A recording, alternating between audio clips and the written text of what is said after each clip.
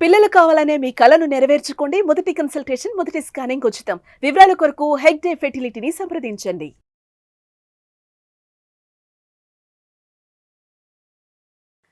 నమస్తే, welcome to Suman TV. నేను గిరిజ. సాధారణంగా సంవత్సరం మారుతుందన్నా, లేదంటే ఉగాది వస్తుందన్నా, అదే కాకుండా ప్రతి నెల కూడా మన జాతకం ఏ విధంగా ఉంటుంది, అంటే మనం అనుకున్న పనులు జరుగుతాయా లేదా, ఏదైనా విషయాలలో కొంచెం వెనకడుగు వేయాలా లేదంటే ముందడుగు వేయాలా అని ఖచ్చితంగా జ్యోతిష్యాన్ని మన రాశి ప్రకారంగా మనం చెక్ చేసుకుంటూ ఉంటాం. అది కామన్. అయితే మనకి ఇక్కడ వచ్చేసి మామూలుగా మనం చాంద్రమానం ప్రకారం మన జ్యోతిష్యం వాళ్ళు చెప్తూ ఉంటారు జ్యోతిష్యులు, మనం ఆ జ్యోతిష్యాన్ని చూస్తూ ఉంటాం. అయితే కేరళ వాళ్ళైతే మాత్రం సూర్యమానాన్ని పాటిస్తారు. సో సూర్యమానం ప్రకారం, కేరళ నాడి జ్యోతిష్యం ప్రకారం ఈ 2025 ఆంగ్ల సంవత్సరంలో ద్వాదశ రాశుల వారి ఫలితాలు ఏ విధంగా ఉండబోతున్నాయో తెలియచేయడానికి ప్రముఖ ఆధ్యాత్మికవేత్త, జ్యోతిష్య పండితులు గురుస్వామి రాజన్ నంబోద్రి గురువు గారు ఉన్నారు. వారితో మాట్లాడి మరి రాశి ఫలితాలు ఎలా ఉన్నాయో తెలుసుకునే ప్రయత్నం చేద్దాం. గురువు గారు నమస్కారం. నమస్కారం అమ్మా. మీ కేరళ నాడి జ్యోతిష్య శాస్త్రం ప్రకారం ఈ 2025 నూతన ఆంగ్ల సంవత్సరంలో భాగంగా మిథున రాశి వారి జాతకం ఏ విధంగా ఉంది అంటారు? అంటే వారు చేసుకోవాల్సిన పరిహారాల గురించి ఒకసారి తెలియజేస్తారా? ఇక్కడ మీది మాది లేదు, రాష్ట్రం అంతా ఒకటే. భారతదేశంలో ఉన్నాం కాబట్టి శాస్త్రాలు వేరే అయినప్పటికీ ఒక కార్యం అనేది ఒకటే. ఒకటే చంద్రమాన మాసం, సూర్యమాన మాసంలో వ్యత్యాసం ఉంటుందేమో కానీ నాడి శాస్త్రానికి ఇతర శాస్త్రాలకి చాలా పోలికలు ఉంటాయి. ఓకే. కాకపోతే ఏంటంటే నాడి శాస్త్రంలో ఏ ఒక జ్యోతిష్యం చేసుకున్నా, ఏదో ఒకటి చూపించుకున్నా సులభంగా కార్యసిద్ధి అవుతుంది అన్నట్టు. అంటే ఇటువంటివి ఒక తొందరగా వారికి సక్సెస్ఫుల్ అవుతుంది. ఏదైనా అనుకున్నటువంటి వారికి ఆ పని పెండింగ్ పడినా, ఏదైనా చేయాలనుకున్నా కూడా చాలా వరకు ఈ నాడి శాస్త్రం చూస్తే వాళ్ళకి జ్ఞానం కలిగి, మరి ఈ పరిహారం చేసుకుంటే తొందరగా మనకు ఫలితాలు రావాలంటే ఈ కేరళ నాడి శాస్త్రంలో ఉంటుంది కదా అనేసి సులభంగా వాళ్ళకి, అంటే శ్రమ పడకుండానే సులభంగా మంచి ఫలితాలు రావడానికే ఈ యొక్క మనం చేయటం అనేది జరుగుతుంది. దానివల్ల కూడా కొన్ని లక్షల వేల మంది స్వాములు భక్తులంతా కూడా సుఖపడ్డారు, వాళ్ళు ఆనందపడతారు. మిథున రాశి వారికి మెరుగైనటువంటి లాభదాయకం రావడానికి సూచనలు ఎలా ఉన్నాయి? లాభము 5, నష్టము 3. ఏమండి? సో ఇక్కడ ఏంటంటే ఎక్కువ శాతము కనపడతా ఉంది. పోయిన సంవత్సరము 11 లాభము, ఏమండి, 12 నష్టం ఉండింది. Equal to equal. ఇక్కడ కూడా అట్లాగే కనపడతా ఉంది. ఫైనాన్స్ పరంగా, ఆరోగ్యపరంగా, ఉద్యోగపరంగా, దేహం పరంగా, అంటే వ్యాపారం పరంగా అన్ని విధాలుగా చూసుకుంటే అయితే మాత్రాన మిథున రాశి వారికి టాపప్లో ఉంది. ఓకే. చాలా టాపప్లో ఉంది. బ్రహ్మాండమైనటువంటి టాపప్ ఉంది. ఇంకా మెరుగైన పరిస్థితికి రావాలి, ఇంకా అద్భుతమైనటువంటి పొజిషన్కి రావాలంటే ఇంకా కొద్దిగా గట్టిగా సాధనలు చేసి, గట్టిగా భగవంతుడికి మనం ఐక్యమైపోయి, భగవంతుని ఒక సంకల్పం ఐక్యంగా మనం మూమెంట్ అయిపోతే తప్పకుండా అటువంటి ఒక ఫలితం రావడానికి ఆస్కారం కనపడుతూ ఉంటుంది. మిథున రాశి వారికి ఆలోచనలు ఎక్కువ. రేపు ఎలా, రేపు ఏ విధానంగా మనం చేయాలి, ఏ రోజు ఎట్లా, ఎప్పుడు ఎలా గడుస్తుంది అనేది ఒక భయాందోళన అనేది నిరంతరంగా ఉంటుంది. ఆ భయం తొలగిపోవాలి. ఫస్ట్ ఆ భయం తొలగిపోవాలంటే కావాల్సినటువంటి ఒక సూత్రం ఉంటుంది.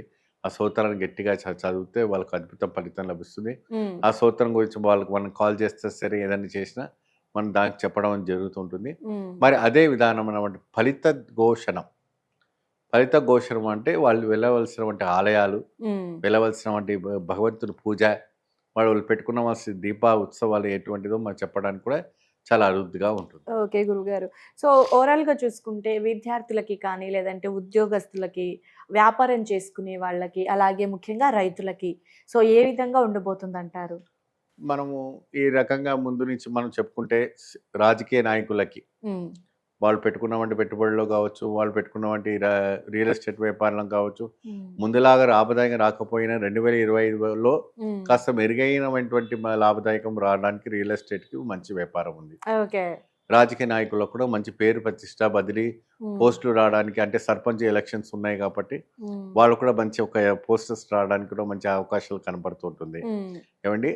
మరి అదే విధానంగా కదిరి కాలం అంటే మనకు ఈ యొక్క మాసం డిసెంబర్ మాసం పోయి వచ్చే సంవత్సరం మనం తిరుగులో మనం పడుతున్నాం కాబట్టి 2025వ ఆంగ్ల సంవత్సరం వస్తున్నాం కాబట్టి కదిలిపోయే కాలం అంటారు. సో ఇలాంటి వాళ్ళు ఏంటంటే మాసానికి తగినట్టుగా రైతులు వాళ్ళు వేసుకున్నటువంటి పాడి పంటలో ఈ యొక్క ఉంటుంది. ఆ పాడి పంట కూడా కాస్త మెరుగైనట్టుగా ఉంటుంది. అద్భుతమైనటువంటి పంట పండడానికి అవకాశం ఉంటుంది. కాకపోతే ఏంటి ఈ రాశి వాళ్ళు ఎక్కువ శాతం ధాన్యానికి కాకుండా మీరు ఈ యొక్క పండ్లకు కావాల్సినటువంటి పంట వేసుకుంటే బాగుంటుంది. అంటే టమాటా కాయలు, బెండకాయలు, కూరగాయలు, వెజిటేబుల్స్ వేసుకుంటే బాగుంటుంది. వడ్లకి ఇటువంటి దానికి పోకుండా ఈ ఒక రకంగానికి పంట వెళ్తే చేంజ్ చేసుకుంటే పంట చేంజ్ చేసుకుంటే లాభదాయకంగా రావడానికి ఆస్కారం ఉంటుంది. ఓకే అది మీరు కాస్త మీరు ఆలోచించుకొని ప్రొసీడ్ అయ్యవచ్చు. ఓకే విద్యార్థులకు కూడా వీళ్ళకి ఇదే విధానమైనటువంటి పొజిషన్స్ ఏ విధమైన పొజిషన్స్ ఉండబోతుంది, ఎట్లా వీళ్ళు స్టెప్ బై స్టెప్గా ఇప్పుడు ఎగ్జామ్స్ ఇప్పుడు 9th 10th ఇంటర్మీడియట్ డిగ్రీ ఇంకా బీటెక్ ఇంజనీరింగ్ చదివిన వీళ్ళ పిల్లలంతా ఉంటుంటారు. ఇప్పుడు వరుసగా సిబిఎస్ఈ సిఎస్ఈ వంటి వీళ్ళందరికీ కూడా ఎగ్జామ్స్ ఉంటుంటాయి. సో వీళ్ళకి అందరికీ ఏంటంటే జ్ఞానం ప్రసన్నం కావాలి. జ్ఞానం ప్రసన్నం కావాలంటే ఎటువంటి దేవి దేవత ఆరాధన చేసుకుంటే ప్రసన్నం అవుతుంది. సో మనకు ఎక్కువ శాతం సరస్వతి మాత ఆరాధించుకోవాలి.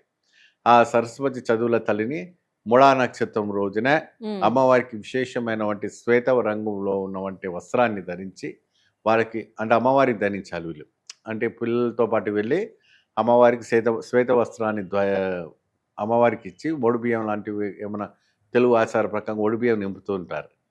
అలాంటి ఆ నక్షత్రం రోజు నింపేసి ఆ పలకలు బుక్కు పెన్స్ ఏదైతే ఉన్నాయో చక్కగా అక్కడ ఉన్నటువంటి పిల్లలకి కానీ విద్యార్థులకు కానీ వాళ్ళు పంచి పెడితే చాలా చక్కటి ఫలితాలు రావడానికి ఆస్కారం ఉంటుంది. ఓకే గురుగారు, చాలా చక్కటి విశ్లేషణని తెలియజేశారు.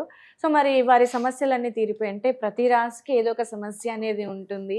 సో అంతా బాగా గుడ్ అన్నట్టుగా ఏమి ఉండదు కాబట్టి సో వీళ్ళు మెరుగైన ఫలితాల కోసం ఏ దేవత ఆరాధన చేస్తే మంచిది అండ్ అలాగే మీరు ప్రతి రాశికి కూడా ఒక దీపారాధన తెలియజేస్తున్నారు కదా.